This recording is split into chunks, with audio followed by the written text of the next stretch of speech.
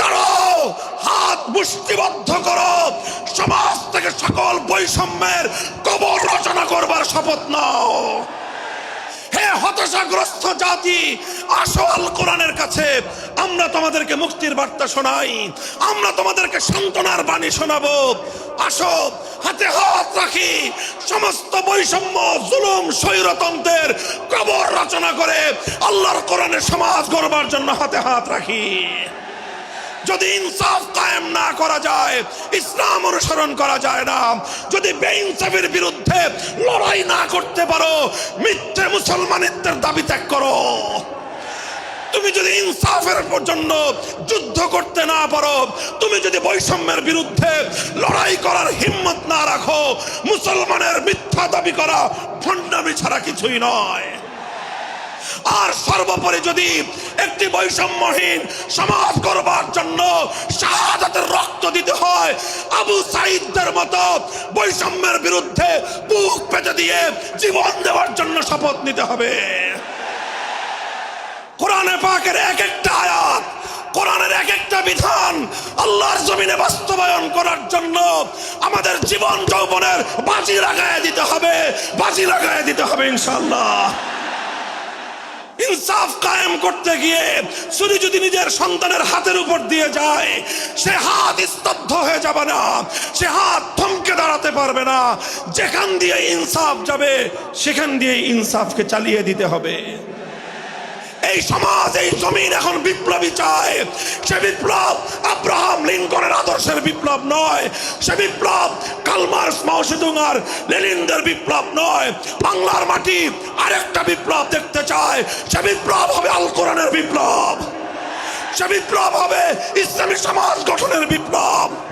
সেই বিপ্লবের জন্য 2000 যুবক নয়, যদি 2 লক্ষ যুবকের তাজা বুকের শাহাদাতের রক্তের প্রয়োজন হয়, সে রক্ত দেওয়ার জন্য শহীদ ঈদগাহে কারা কারা জমায়েত হবে, কারা কারা জমায়েত হবে।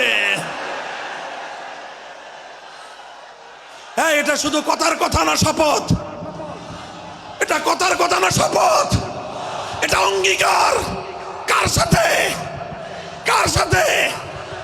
যেই অপরাধ করে মন্ত্রীর দুলাভাই ছাড়া পেয়েছে, যেই অপরাধ করার পরে এমপির শালার শাস্তি হয় নাই, যেই অপরাধ করার পরে শিল্পপতির বিচার হয় নাই, যেই অপরাধ করার কারণে রাজনৈতিক নেতার কোনো বিচার হয় নাই, একই অপরাধ দুর্বল, গরিব, অসহায় মানুষ করার পরে তার উপর আইনের শাসন 100 ভাগের জায়গায় 200 ভাগ বাস্তবায়ন করা হয়। আল্লাহ নবী বলেছেন, পৃথিবীতে ইসলাম এসেছে শুধুমাত্র ইবাদত, নামাজ, রোজার, হজ, যাকাতের বিধান বাস্তবায়নের জন্য নয়। ইসলাম দুনিয়াতে আগমন করেছে, তার আগমনের অন্যতম উদ্দেশ্য হলো সমস্ত বৈষম্য দূর করে, জুলুম আর বেইনসাফি দূর করে বিশ্ব সভ্যতায় ন্যায় এবং ইনসাফ কায়েম করা।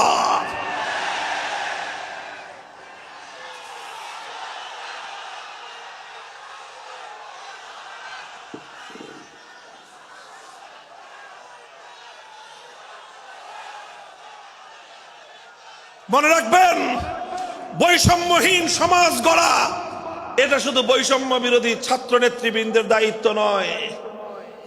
বৈষম্যহীন সমাজ গড়া এটা শুধুমাত্র বৈষম্য বিরোধী ছাত্র নেতৃবৃন্দের দায়িত্ব নয়। বৈষম্যহীন সমাজ গড়া সর্বপ্রথম আল কোরআনের সৈনিকদের দায়িত্ব। বৈষম্যহীন সমাজ গড়া সর্বপ্রথম আল্লাহর নবীর সত্যিকার উম্মতদের দায়িত্ব।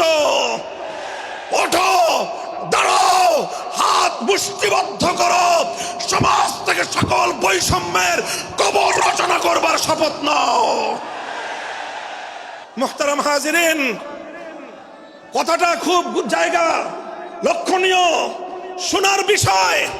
যারা একটা বৈষম্যহীন সমাজ দেখতে চাও, যারা জুলুম এবং অত্যাচারে অতিষ্ঠ হয়ে গিয়েছ, যাদের জীবনকে এই ধরনের অন্যায়, অবিচার, জুলুম, শোষণ, স্বৈরতন্ত্র যাদের অন্তর হৃদয়কে জ্বালিয়ে পুড়িয়ে ছারখার করে দিয়েছে, হে হতাশাগ্রস্ত জাতি, আসো আল কোরআনের কাছে, আমরা তোমাদেরকে মুক্তির বার্তা শোনাই, আমরা তোমাদেরকে সান্ত্বনার বাণী শোনাবো। আসো হাতে হাত রাখি, সমস্ত বৈষম্য জুলুম স্বৈরতন্ত্রের কবর রচনা করে আল্লাহর কোরআনের সমাজ গড়বার জন্য হাতে হাত রাখি। দেখেন আল্লাহ পাক রব্বুল আলামিন যুগে যুগে যত নবী রাসূল প্রেরণ করেছেন, যুগে যুগে যত আসমানি কিতাব আল্লাহর পক্ষ থেকে অবতীর্ণ হয়েছে, কেন হয়েছে? শুধুমাত্র মুসল্লিদের সমাজ গড়বার জন্য নয়, শুধুমাত্র রোজাদার সমাজ গড়ার জন্য নয়, অবশ্যই কোরআন এবং কিতাব নাজিল হয়েছে নামাজের জন্য, অবশ্যই কোরআন এবং কিতাব নাজিল হয়েছে রোজা হজ যাকাত সহ আল্লাহ পাকের যাবতীয় বিধান সমাজে বাস্তবায়ন করার জন্য।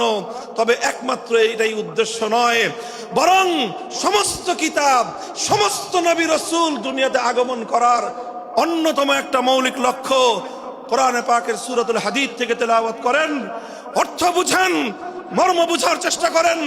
লাকাদ আরসালনা রুসুলানা বিল বায়িনাতি ওয়াল হুদা ওয়া আনজালনা মাআহুমুল কিতাবা ওয়াল মিজান লিয়াকুমান নাসু বিল কিসত। আল্লাহ কোরআন বলছে যে আমি নবী রাসূল পাঠিয়েছি, আসমান থেকে যুগে যুগে কিতাব নাজিল করেছি। এই সব কিছুর অন্যতম একটা উদ্দেশ্য হলো লিয়াকুমান নাসু বিল কিসতি। কোরআন নাজিলের উদ্দেশ্য, নবী প্রেরণের উদ্দেশ্য, শরীয়ত প্রেরণের উদ্দেশ্য, ধর্ম প্রেরণের উদ্দেশ্য হলো, অন্যতম উদ্দেশ্য হলো লিয়াকুমান নাসু বিল কিসতি। মানব সমাজ থেকে অন্যায়, অবিচার, জুলুম, শোষণ দূরীভূত করে ন্যায় এবং ইনসাফ কায়েম করা, এটাই হলো ইসলামের অন্যতম মৌলিক লক্ষ্য। যদি ইনসাফ কায়েম না করা যায়, ইসলাম অনুসরণ করা যায় না। যদি বেইনসাফের বিরুদ্ধে লড়াই না করতে পারো, মিথ্যে মুসলমানিত্বের দাবি ত্যাগ করো। তুমি যদি ইনসাফের জন্য যুদ্ধ করতে না পারো, তুমি যদি বৈষম্যের বিরুদ্ধে লড়াই করার হিম্মত না রাখো, মুসলমানের মিথ্যা দাবি করা ভণ্ডামি ছাড়া কিছুই নয়।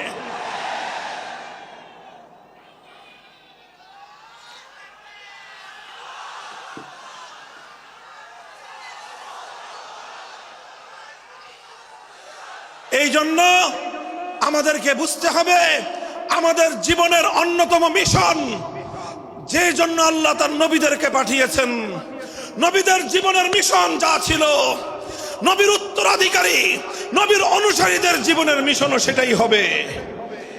বলেন কথা ঠিক না বেঠিক? যে পথে গিয়েছে নবীদের জীবন, সে পথে যাবে আমাদের জীবন। যেটা ছিল নবীদের ভীষণ, সেটাই হবে আমাদের ভীষণ। যদি এটাই হয় সত্য কথা, এটাই যদি হয় শপথ, তবে বৈষম্যহীন সমাজ গড়বার জন্য যা করতে হয় তাই করা আমার আর তোমার জিম্মাদারি। যদি সেজন্য আমাদেরকে ঘাম ঝরাতে হয়, ঘাম ঝরানো আমাদের দায়িত্ব। আর যদি সেজন্য চোখের অশ্রু দিতে হয়, চোখের অশ্রু দেওয়া আমাদের দায়িত্ব। যদি সম্পদের কোরবানি করতে হয়, মাল সম্পদের কোরবানি করা, সেটাই আমাদের জীবনের দায়িত্ব এবং উদ্দেশ্য। আর সর্বোপরি যদি একটি বৈষম্যহীন সমাজ গড়বার জন্য শাহাদাতের রক্ত দিতে হয়, আবু সাঈদদের মতো বৈষম্যের বিরুদ্ধে বুক পেতে দিয়ে জীবন দেওয়ার জন্য শপথ নিতে হবে।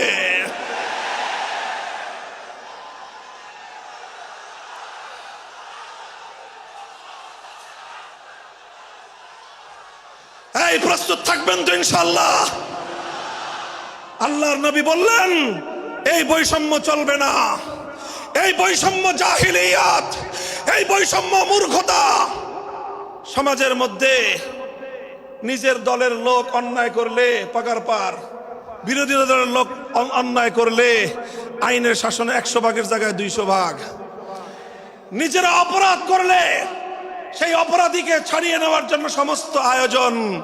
বিপক্ষ মতের লোকজন অপরাধ না করা সত্ত্বেও তাদেরকে কেচোর মতো মাটির গর্ত থেকে ধরে এনে তাদেরকে বিচারের মুখোমুখি দাঁড় করানো, অন্যায়ভাবে তাদের জীবন থেকে তাদের যৌবনের সময়গুলো কেড়ে নেওয়া, বছরের পর বছর অন্ধকার কারা প্রকোষ্ঠে তাদেরকে বন্দী করে রাখা।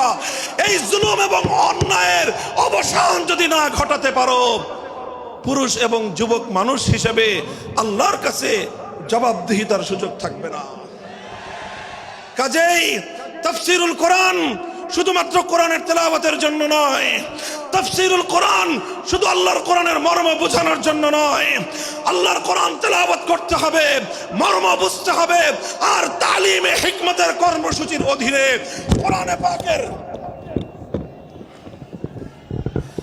কোরআনে পাকের এক একটা আয়াত, কোরআনের এক একটা বিধান আল্লাহর জমিনে বাস্তবায়ন করার জন্য আমাদের জীবন যৌবনের বাজি লাগায় দিতে হবে ইনশাআল্লাহ। হযরত রাসূল আকরাম সাল্লাল্লাহু আলাইহি ওয়াসাল্লাম বলছিলাম, জাতির উদ্দেশ্যে প্রদত্ত মক্কা বিজয়ী মহাবীর আমিরুল মুমিনিন নবিয়ুল্লাহ খলিফাতুল্লাহ ফিল আরদ খলিফাতুল মুসলিমিন মুহাম্মদুর রাসূলুল্লাহ সাল্লাল্লাহু আলাইহি ওয়াসাল্লামের বক্তব্যের কথা আল্লাহর নবী বললেন, বৈষম্যের কারণে আল্লাহ পাক রব্বুল আলামিন পৃথিবীর বহু জাতিকে ধ্বংস করে দিয়েছেন। সুতরাং শুনে রেখো, আমার দ্বারা বৈষম্য হবে না। শুধু আমার বংশের লোক দেখে, আমার গোত্রের লোক দেখে, আমার রক্তের আত্মীয়তার সূত্রের কারণে আমি অপরাধ প্রমাণিত হওয়ার পরেও তার উপর কোরআনের বিধান বাস্তবায়ন করব না, এটা আমার দ্বারা সম্ভব নয়। এরপরে আল্লাহর নবী যেই কথাটি বললেন, সেই কথা যদি আল্লাহর নবী হাদিসে না বলতেন, তাহলে সেই কথা উচ্চারণ করতে আমাদের জিহ্বা কেঁপে উঠত, আমাদের বক্ষ প্রকম্পিত হতো। আল্লাহর নবী বললেন, ওয়াল্লাহ লাউ আন্না ফাতিমাতা বিনতা মুহাম্মাদিন সারাকাত লাকাতাতু ইয়াদাহা, ওয়াল্লাহি লাউ আন্না ফাতিমাতা বিনতা মুহাম্মাদিন সারাকাত লাকাতাতু ইয়াদাহা। শুধু আমার দাদির গোত্র, আমার বংশের ফাতেমা নামনি মহিলা নয়, আজ যদি আমি মুহাম্মদুর রাসূলুল্লাহর কলিজার টুকরা মেয়ে, আমার জীবনের সবচেয়ে আদরের সন্তান ফাতেমা যদি আজকে চুরি করে ধরা পড়তো, আমি আল্লাহর শপথ করে বলি, আমি তার হাত কেটে দিতে এতটুকু দ্বিধা করতাম না। মুহতারাম হাজিরিন, এটাই হলো তালিমে হিকমত। আল্লাহর কোরআনের বিধান বাস্তবায়ন করতে গিয়ে ছুরি যদি নিজের সন্তানের গলার উপর দিয়ে যায়, ইব্রাহিম খলিলুল্লাহর মতো ছুরি চালায় দিতে দ্বিধা করা যাবে না। যদি ইনসাফ কায়েম করতে গিয়ে ছুরি যদি নিজের সন্তানের হাতের উপর দিয়ে যায়, সে হাত স্তব্ধ হয়ে যাবে না, সে হাত থমকে দাঁড়াতে পারবে না। যেখান দিয়ে ইনসাফ যাবে সেখান দিয়ে ইনসাফকে চালিয়ে দিতে হবে। রাসূল আকরাম সাল্লাল্লাহু আলাইহি ওয়াসাল্লাম ঘোষণা করলেন, আল্লাহর আয়াত নাযিল হলো, ইয়া আইয়ুহাল্লাযীনা আমানুত্তাকুল্লাহ ওয়া যারু মা বাকিয়া মিনার রিবা ইন কুনতুম মুমিনিন। হে মুমিনগণ, সুদকে তোমরা পরিহার করো যদি ঈমানদার হয়ে থাকো। যদি ঈমানদার হয়ে থাকো, কি করো তোমরা? সুদকে পরিহার করো। কি করো? ইত্তাকুল্লাহ, তোমরা আল্লাহকে ভয় করো। ওয়াজারু মা বাকিয়া মিনার রিবা, সুদের যা অবশিষ্ট আছে এই সব কিছু তোমরা পরিহার করো। আর যদি না করো, সুদ যদি তোমরা পরিহার না করো, ফাজানু বিহারবিম মিনাল্লাহি ওয়া রাসূলিহি, আল্লাহ এবং তার রাসূলের পক্ষ থেকে যুদ্ধের ঘোষণা শুনে নাও। হে জাতি, হে মুসলিম সম্প্রদায়, আমরা তোমাদের কাছে পয়গাম পৌঁছে দিতে চাই, আল্লাহর উপর বিশ্বাসী জাতি, আল্লাহর নবীর উপর আস্থাশীল জাতি কোনোদিন সুদি কারবার করতে পারে না। সুদ ভিত্তিক অর্থ ব্যবস্থা দিয়ে তাদের সমাজ চলতে পারে না। আল্লাহর উপর বিশ্বাসীদের সমাজ যদি হয় সুদ ভিত্তিক, তার অর্থ হলো রাত দিন আল্লাহ এবং তার রাসূলের সঙ্গে তারা যুদ্ধে লিপ্ত। যেই মুসলিম জাতি আল্লাহর সাহায্য নিয়ে বিশ্বব্যাপী বিজয়ী হওয়ার স্বপ্ন দেখে, সে মুসলিম জাতি যদি স্বয়ং আল্লাহর সঙ্গে যুদ্ধে লিপ্ত থাকে, তাদের জীবনেও কল্যাণ এবং বিজয় আসার সম্ভাবনা নাই। এই জন্য মুসলিম জাতির উত্থানের জন্য, মুসলমানদের বিজয়ের পূর্ব শর্ত হলো সুদ পরিহারের মাধ্যমে আল্লাহর সঙ্গে যুদ্ধ বন্ধ করতে হবে, আল্লাহর পক্ষ থেকে সাহায্য চাইতে হবে। কোরআনের আয়াত, সূরা বাকারার আয়াত, এই আয়াত নাজিল হওয়ার পরে আল্লাহর নবী শুধু তেলাওয়াত করে দায়িত্ব ক্ষান্ত করেন নাই, শুধু সুদের মর্ম বুঝিয়ে নিজের দায়িত্ব ক্ষান্ত করেন নাই। তৃতীয় দায়িত্ব তালিমে হিকমত, সুদকে সমাজ থেকে সমূলে উৎখাত করার উদ্যোগ নিয়েছেন। বলেন সুবহানাল্লাহ। শুধু আলোচনা করে বক্তৃতা দিয়ে নবীর দায়িত্ব শেষ হয় নাই, শুধুমাত্র তাফসীর করে দিয়ে নবীর দায়িত্ব ক্ষান্ত হয় নাই, বরং এক একটা বিধান, আল্লাহর এক একটা আয়াত কিভাবে সমাজে বাস্তবায়ন করা লাগে, করা যায়, নবীজি প্র্যাকটিক্যাল ভাবে তার উদ্যোগ গ্রহণ করেছেন। কিভাবে উদ্যোগ নিয়েছেন? সুদের বিরুদ্ধে কি উদ্যোগ নিয়েছিলেন? কিতাব উল্টান, হাদিসের কিতাব, বুখারী শরীফের হাদিস, নবীজি ঘোষণা দিলেন, আলা ইন্না রিবাল জাহিলিয়াতি মাওদুউন তাহতা কদামাইয়া। জাহিলিয়াতের যুগে যত সুদের কারবার চলতো, ইসলাম এবং আল কোরআনের সমাজ গড়বার পর সেই জাহিলি যুগের রীতি, সুদ ভিত্তিক অর্থ ব্যবস্থা মুসলিম সমাজে আর থাকতে পারে না। নবীজি বললেন, সুদের কবর রচনা করলাম আমি আমার পায়ের নিচে। আল্লাহ নবী আক্ষরিক অর্থে কথা বললেন, আমি আমার পায়ের নিচে সুদের কবর রচনা করলাম। এরপরে আল্লাহ নবী ঘোষণা দিলেন, অনেকে আছো তোমরা যারা আগে কুফরির জমানায় জাহিলিয়াতের যুগে সুদের উপর লগ্নি করেছো, সুদের উপর মানুষকে ঋণ দিয়েছো, সুদী মহাজন যারা সুদের ভিত্তিতে মানুষকে টাকা দিয়েছো, এইরকম কাজ কারবার যারা করত, সেই যুগে তাদের মধ্যে একজন ছিলেন স্বয়ং আল্লাহর নবীর চাচা হযরত আব্বাস বিন আব্দুল মুত্তালিব রাদিয়াল্লাহু আনহু। মক্কার ঘরে ঘরে আব্বাস রাদিয়াল্লাহু আনহু মানুষের কাছে ঋণ টাকা দিতেন, টাকা পাওনা ছিল এবং সকল টাকা লগ্নি করা ছিল, বিনিয়োগ করা ছিল সুদের ভিত্তিতে। আল্লাহর নবী ঘোষণা করলেন, জাহেলি যুগের সমস্ত সুদ আমি আল্লাহর নবী মওকুফ ঘোষণা করলাম। সর্বপ্রথম যেই সুদ আমি মাফ ঘোষণা করলাম সেটা হলো আমার চাচা আব্বাসের সুদ। কাউকে আমার চাচার কাছ থেকে যারা ঋণ নিয়েছিল, কেউ আর আমার চাচার সুদ দিতে হবে না, শুধুমাত্র মূল পুঁজিটা ফেরত দিবে। সুদ আজ থেকে কবর রচনা করা হলো।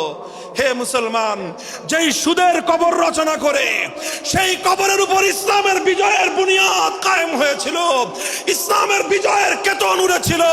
অন্যায় বৈষম্যের কবর রচনা করে, সুদ ভিত্তিক অর্থ ব্যবস্থার কবর রচনা করে আজ মুসলমানেরা আবার সেই কবর খুঁড়ে সেখান থেকে জুলুম, অত্যাচার, সুদ ভিত্তিক অর্থ ব্যবস্থাকে কবরের পচা মাল, কবরের মরা পচা করা লাশ মুসলিম সমাজের মধ্যে আবার পুনর্বাসিত করেছে। এজন্যই আজ মুসলমানদের এই অধপতন। যদি মুক্তি চাও, যদি মুক্তি চাও, শুধুমাত্র ইবাদত দিয়ে মুক্তি আসবে না। ইবাদত যেমন করতে হবে, যেরকম নামাজ, রোজা, হজ, যাকাত, তাসবিহ, তাহলিল আদায় করতে হবে, ঠিক একই ভাবে সমাজ সংস্কার করার জন্য সমাজ থেকে জুলুম দূর করতে হবে, বৈষম্য দূর করতে হবে, বেইনসাফি দূর করতে হবে, সুদ ভিত্তিক অর্থ ব্যবস্থার বিরুদ্ধে জাতীয়ভাবে ঐক্য গড়ে তুলে সুদের বিরুদ্ধে যুদ্ধ ঘোষণা করতে হবে।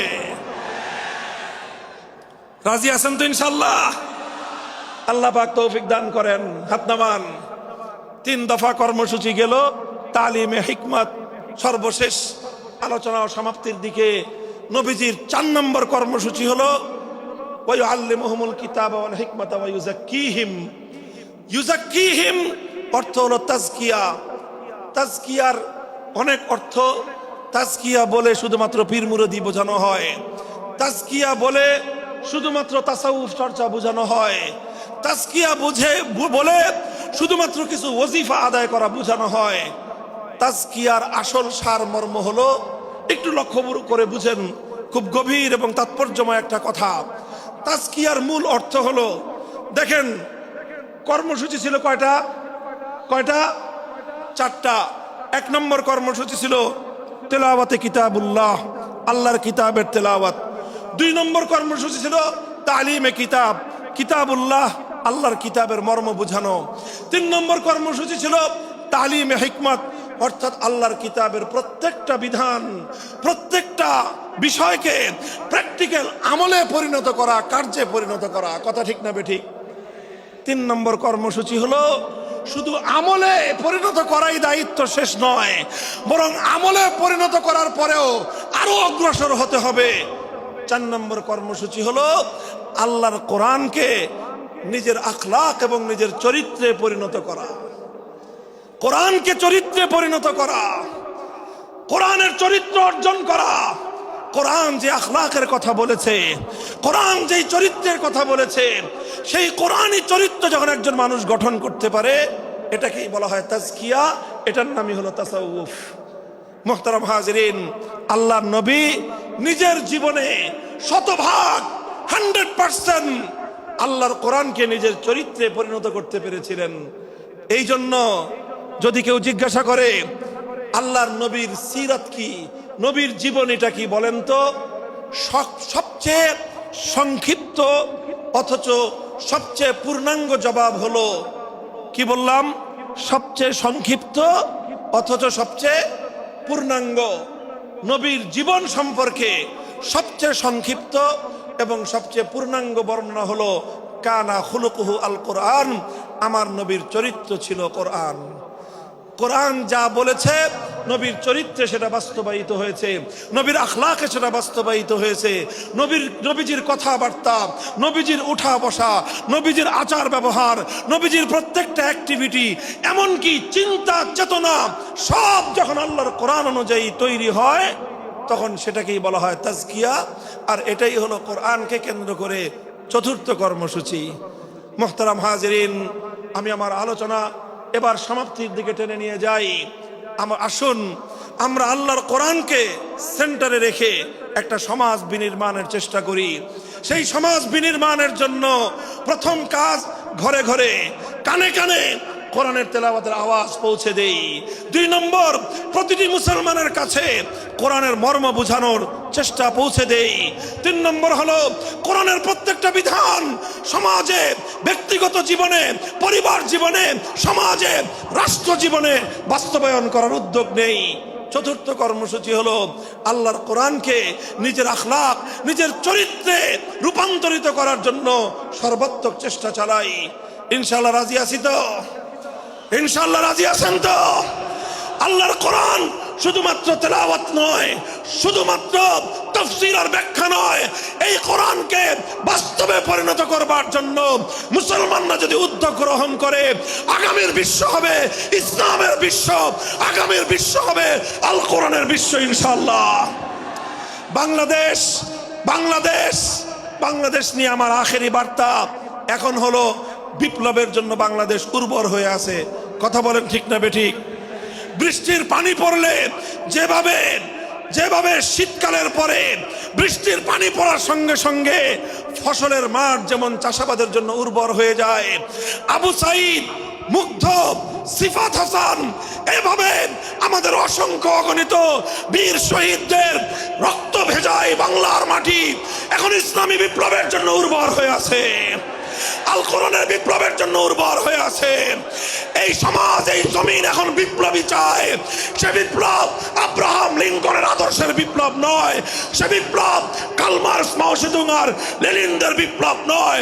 বাংলার মাটি আরেকটা বিপ্লব দেখতে চায়, সে বিপ্লব হবে আল কোরআনের বিপ্লব, সে বিপ্লব হবে ইসলামী সমাজ গঠনের বিপ্লব। সেই বিপ্লবের জন্য 2000 যুবক নয়, যদি 2 লক্ষ যুবকের তাজা বুকের শাহাদাতের রক্তের প্রয়োজন হয়, সে রক্ত দেওয়ার জন্য শহীদ ঈদগাহে কারা কারা জমায়েত হবে, কারা কারা জমায়েত হবে। হ্যাঁ, এটা শুধু কথার কথা না, শপথ। এটা কথার কথা না, শপথ। এটা অঙ্গীকার। কার সাথে? কার সাথে? ইনশাআল্লাহ এই শপথ এবং অঙ্গীকারের উপর আমরা আমাদের জীবনের অবশিষ্ট সময়গুলো অতিক্রম করার চেষ্টা করব। করবেন তো ইনশাআল্লাহ?